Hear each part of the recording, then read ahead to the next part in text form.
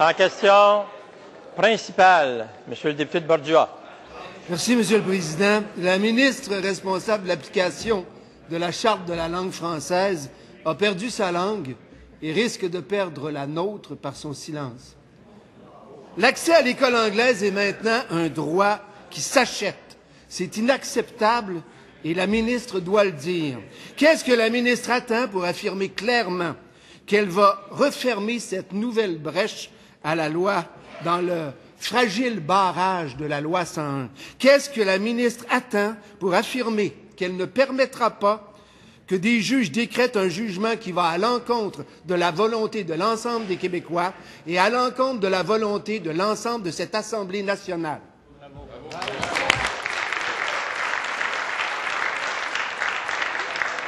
Madame la ministre responsable de l'application de la Charte de la langue française.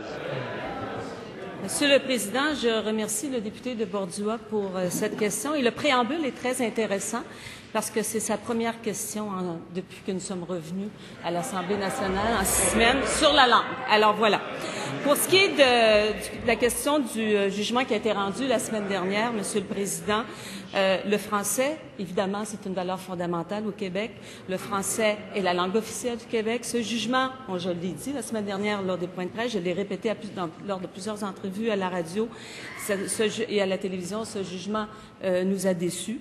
Je travaille présentement activement, les équipes sont au travail, l'équipe du ministère de l'Éducation, l'équipe du ministère de la Justice, le secrétariat à la politique linguistique. Nous sommes présentement au travail pour trouver une solution et voir comment nous pouvons répondre à ce que la Cour suprême nous dit. La Cour suprême nous dit c'est légitime de le faire et le Québec est légitime de vouloir protéger et c'est ce que nous allons faire, Monsieur le Président.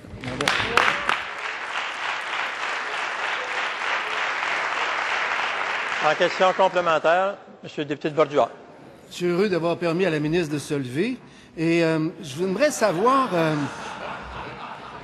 Jeudi dernier, en point de presse, la ministre elle a dit qu'elle n'écartait aucune hypothèse. Ce qu'on comprend par sa réponse, c'est qu'il n'y a aucun plan B. Est-ce qu'elle envisage de ne rien faire et de laisser la porte ouverte aux écoles passerelles?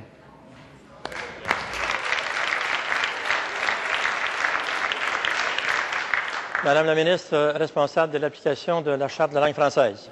Alors, à ceux qui accusent les autres de ne pas avoir de plan, j'aimerais bien connaître le plan du PQ parce qu'on a vu récemment que du côté de Bernard Landry, on parle d'une chose. De son côté, côté du député de Bordua, on parle d'une autre chose. Il a voulu imposer le français dans les CPE et s'est fait rabrouer. Il a voulu dire que l'anglais devrait être enseigné, la géographie devrait être enseignée en anglais et l'histoire devrait être enseignée en anglais. Il s'est fait rabrouer. Récemment, Le Soleil, 20 octobre, monsieur propose que pour obtenir le diplôme d'études collégiales, il faut être bilingue dorénavant. Et c'est ce qu'il s'attend proposer. Ça fait partie des options qu'il propose. Aussi, couper les vivres aux étudiants. Jamais nous allons couper les vivres à personne, Monsieur le Président. Bravo.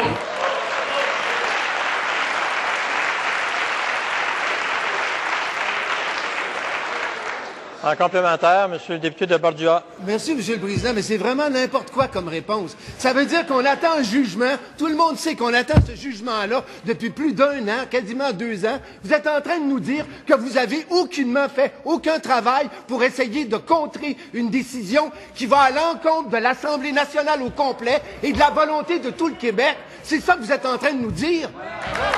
C'est incroyable!